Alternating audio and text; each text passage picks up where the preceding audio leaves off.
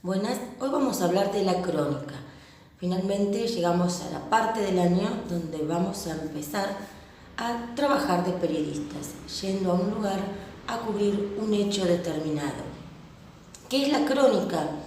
La crónica es un género periodístico, tal vez el más antiguo, que busca reflejar un hecho de interés humano con profundidad, es decir, con una investigación detrás, con una documentación detrás y con la vivencia de un periodista en el lugar. Esa es la principal característica. Ya no es el artículo que escribimos documentándonos también, pero luego dándole una escritura propia, sino que sí o sí, para que sea una crónica, el periodista tiene que estar en el lugar, tiene que dar cuenta de lo que vio, de lo que vivenció, de lo que vio ocurrirle a otras personas. Es el género que está en la base del periodismo, ya que siempre hubo un periodista que fue a un lugar y luego contó, relató lo que vio ocurrirle a otras personas, pero siempre un periodista en el lugar que cuenta. Ahora, ¿se trata simplemente de esto, de ir y contar lo que uno ve? No, la crónica tiene muchos pasos. La crónica no es fácil ni de escribir ni de cubrir. El primer paso es la documentación.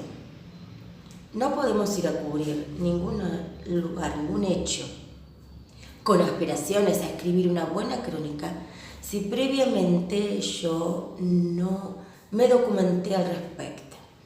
Es decir, vayamos a cubrir algo que incluso sea espontáneo y surge en el momento.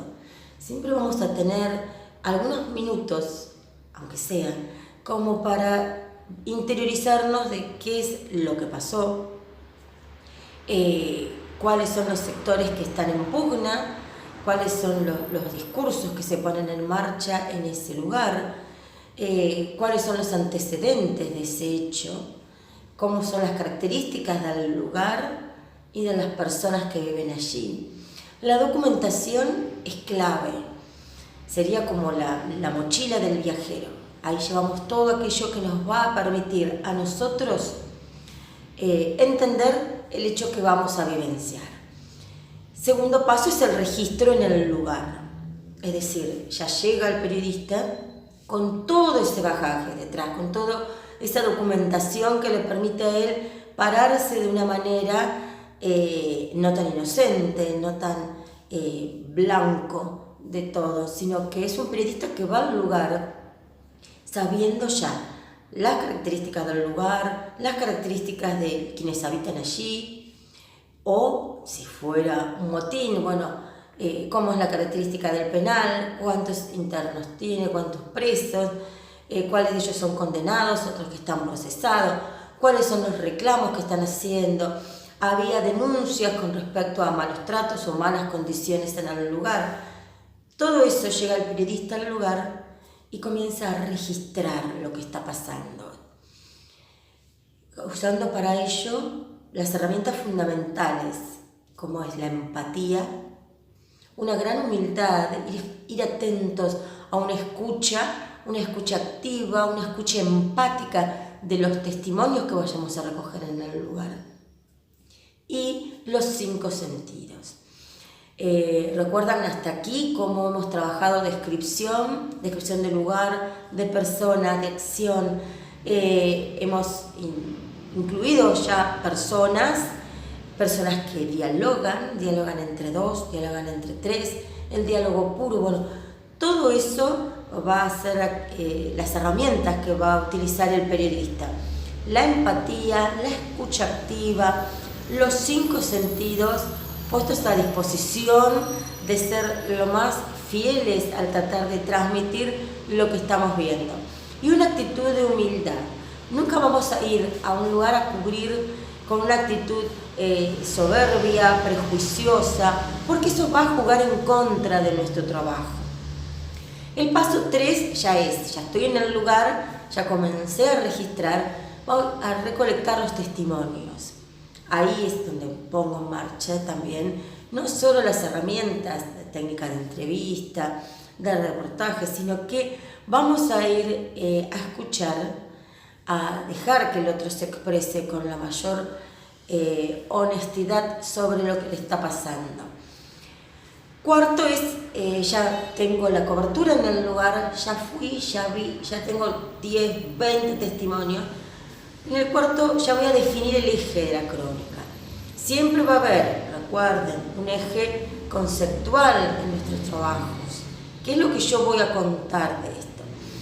La crónica, el eje va a ser qué es lo que voy a contar, cuál es lo nuevo, cuál es la historia que hay detrás de esto.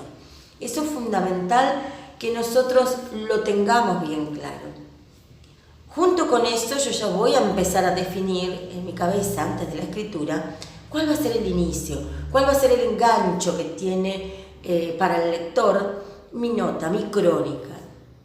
Voy a definir el inicio, puede ser un inicio descriptivo, un inicio con una cita, un inicio con un diálogo, pero siempre va a ser algo atractivo. Atractivo, pero a la vez que ya le dé idea al lector de qué es lo que va a ver, qué es lo que va a leer en mi trabajo. Paralelo a eso vamos a ir definiendo las escenas. La crónica es un trabajo extenso. Entonces, y seguramente lo que hemos ido a cubrir también es muy intenso. Entonces, todo eso nosotros lo vamos a tener que ir dosificando para que nuestro trabajo no sea que al principio pone todo y luego languidece, sino que vamos a ir buscando escenas, nudos que van a empezar a enganchar al lector, pero hasta el final. No solo un inicio interesante, un inicio de cita, un inicio descriptivo, sino que a partir de identificar los momentos claves de esa cobertura que hice, van a ser los eslabones. Es decir, voy a usar subtítulos, voy a usar distintos recursos que permitan a mi lector seguir enganchado con el tema hasta el final. Y finalmente tenemos la parte de la escritura. La escritura es lo más difícil, porque ahí sí ya voy a empezar a volcar todo lo que vi, todo lo que sentí, todo lo que oí, todo lo que me contaron, todo lo que me documenté. En la crónica está incluido también lo que sé, lo que se sabe del tema.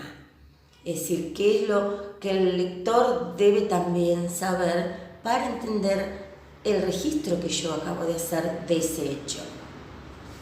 Escritura que va asociado a reescritura, es decir, en muy pocas oportunidades nos va a salir bien escrito en la primera oportunidad que arranquemos. Entonces ya hay que ir pensando que ese texto lo voy a concluir, voy a dejar pasar un tiempo, tal vez unas horas, aunque sea media hora, lo voy a volver a leer para ir detectando aquellos problemas de unión, aquellos problemas de contexto, de que falte algo que no esté bien explicado, algún testimonio que no termina de cerrar. Y ahí voy a empezar a reescribirlo, 1, 2, 3 veces, las veces que sean necesarias, hasta que logremos que nuestro lector vea, sienta, conozca lo que nosotros hemos vivenciado en el lugar. Como broche final de todo esto llega la parte también que es la más complicada y donde muchas veces se comete el gran traspié, que es la titulación. Lo dejamos para el final, aun cuando nosotros estemos en el lugar cubriendo y digamos el título va a ser este.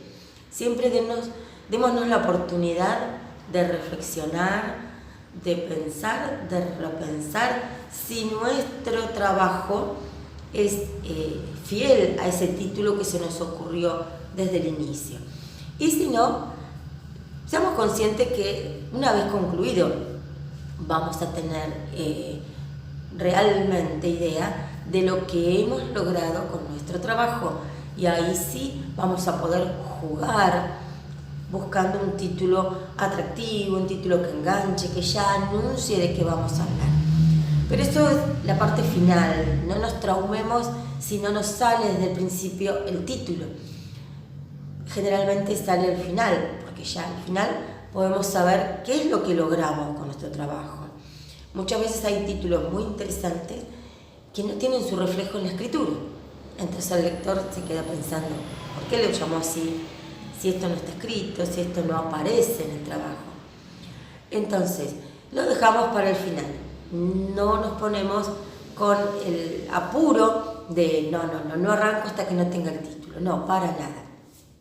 Vamos a ver a lo largo de esta segunda mitad del año, antes de las vacaciones, vamos a empezar con crónicas de viaje, porque la idea es aprovechar las vacaciones que ustedes tengan para que practiquen, para que vayan, para que vivencien distintos tipos de crónicas de viaje. Pero vamos a ver también la crónica de hechos sociales, la crónica de tragedia, la crónica judicial, crónica policial, las crónicas de vida. Es el género que no ha perdido actualidad y ustedes van a leer textos, crónicas que datan de 1600, 1700 y van a ver ustedes que todas tienen el hecho común de un periodista, de un cronista.